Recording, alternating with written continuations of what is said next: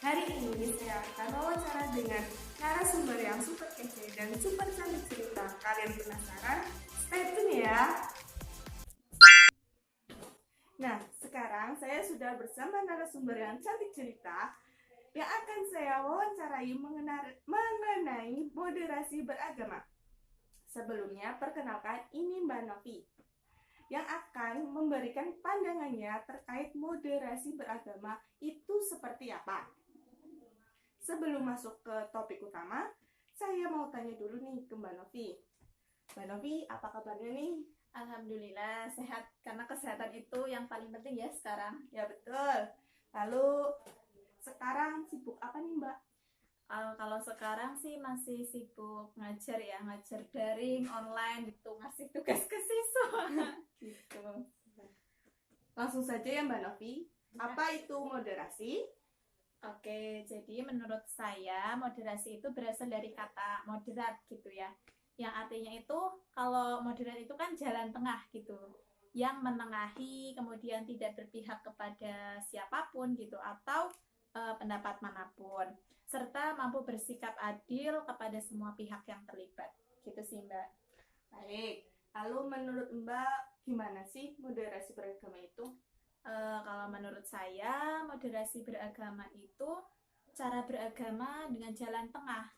Nah, dengan moderasi beragama, seseorang itu tidak ekstrim dan tidak berlebih-lebihan saat menjalani ajaran agamanya. Baik, langsung pertanyaan yang ketiga. Apa tanda-tanda orang yang berperilaku moderat? Oke, menurut saya ada 4 tanda ya. Orang yang berperilaku moderat itu. Nah, yang pertama itu tentu dia akan cinta tanah air. Yang kedua, punya toleransi yang tinggi gitu ya. Terus yang ketiga, anti kekerasan. Dan yang terakhir atau yang keempat itu akomodatif terhadap budaya lokal. Tadi kan Mbak Novi sudah menjelaskan bagaimana orang yang bermoderat itu. Lalu contoh orang yang beragama secara berlebihan. Oke, menurut saya itu yaitu seorang pemeluk agama yang mengkafirkan saudaranya sesama pemeluk agama. Nah, dalam hal ini bukan lagi antara agama satu dengan agama yang lain gitu, tapi dalam satu agama yang sama. Nah, jadi antar sesama pemeluk agama yang sama ini hanya mungkin karena mereka berbeda paham gitu ya, berbeda paham keagamaan, padahal belum tentu gitu ya. Padahal hanya Allah Subhanahu wa taala yang Maha tahu apakah seseorang itu sudah masuk kategori kafir atau tidak. Jadi menurut saya itu sih contoh orang yang beragama yang berlebihan, yaitu dia mengafirkan saudaranya yang sesama pemeluk agama yang sama. Lalu pertanyaan terakhir untuk Mbak Novi, seberapa penting sih moderasi beragama? Ya, menurut saya cukup penting ya, karena yang tadi saya sebutkan bahwa dari tanda perilaku orang yang moderat itu salah satunya itu punya toleransi yang tinggi. Nah, rasa toleransi ini dalam masa sekarang ini cukup penting gitu ya, karena tentunya kita hidup di Indonesia yang Bhinneka Tunggal Ika gitu ya. Banyak dari agama, suku, budaya, bahasa gitu ya. Nah, bagaimana kita dapat berperilaku toleransi, berperilaku moderat antar sesama saudara kita. Kemudian cukup penting juga karena adanya perbedaan-perbedaan itu tentu juga akan menimbulkan perbedaan pendapat atau pandangan masing-masing orang. Bagaimana kita menyikapi perbedaan pendapat itu dengan cara yang baik-baik tentunya ya, bukan dengan cara kekerasan. Jadi menurut saya itu salah dua gitu ya.